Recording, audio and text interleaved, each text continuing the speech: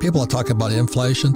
I think we're in depression right now, and we're going to be the biggest depression in world history because the Fed can't not keep printing money and hope it stays afloat because the shadow banking system, or called the euro dollar system, is 1,000 times bigger than the Fed. So we're going down either way, whatever's going to happen. I hope I'm wrong. We're going to go bankrupt.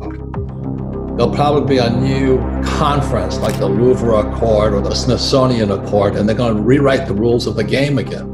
They're going to say, okay, the US dollar, you're toast, and IMF's going to jump in, China's going to jump in. But meanwhile, you and I, if you're holding dollars, you might be in serious, serious trouble.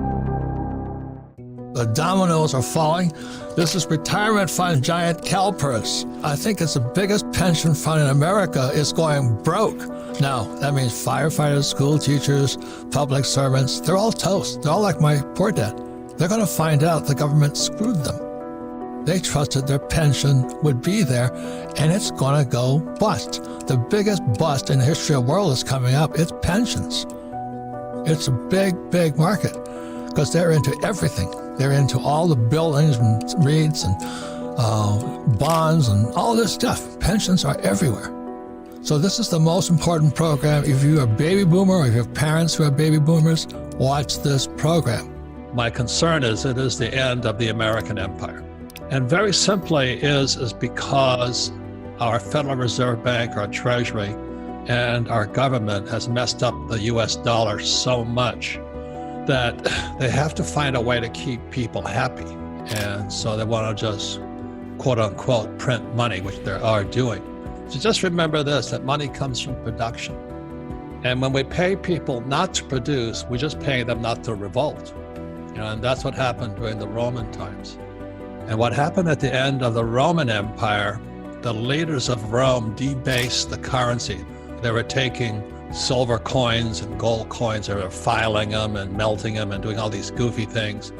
They were fighting wars, we're still fighting wars, and they started taxing the worker. And back in Roman times, the worker was the farmer or the yeoman.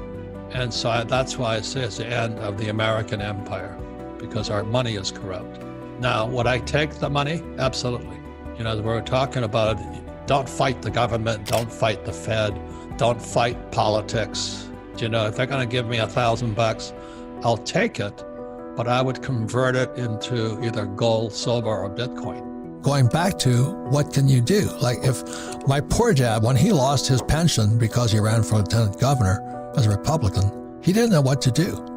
At 50 years old, he found out his PhD didn't help him at all. So that's kind of why I wrote Rich Dad, Poor Dad. My family got so upset with me. How dare you call your father a PhD? How are you going to call him poor? Because the facts are he was broke. At 50, there was nothing on his he didn't know what a financial statement is. I cannot control Biden, but I can control me. I didn't think it was going to get this bad. So it's gotten a lot worse than I imagined. So is it going to get worse? Possibly. But I'm preparing for it, not, hiding in a bunker, if you know what I mean. We can counter communism taught in schools by teaching capitalism in our homes. And see, that's where I learned about capitalism. I learned about capitalism at home, not at school. I learned communism at school. But the media is now completely, as you know, on the dark side. I am fighting for capitalism because capitalism is about freedom. You can be a communist if you want, but don't take my freedom away. So what's going on with the Fed has got no power. It's the European shadow bank system. It's got more power.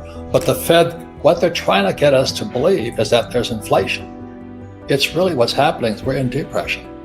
I talk about gold, silver, Bitcoin, not because I'm a gold, silver, Bitcoin fan. I just don't trust the Fed, the Treasury, and Wall Street. I buy stuff that's outside their system. I think people should pay attention. That's why I love YouTube, because I get real teachers, and a lot of them are fakes. But this is the enemy here. It says $10 billion. Zimbabwe. I want people to see this because this is the future of the dollar. If you understand that, that's why they're paying people not to work. They just printed $10 trillion to prevent the economy from collapsing.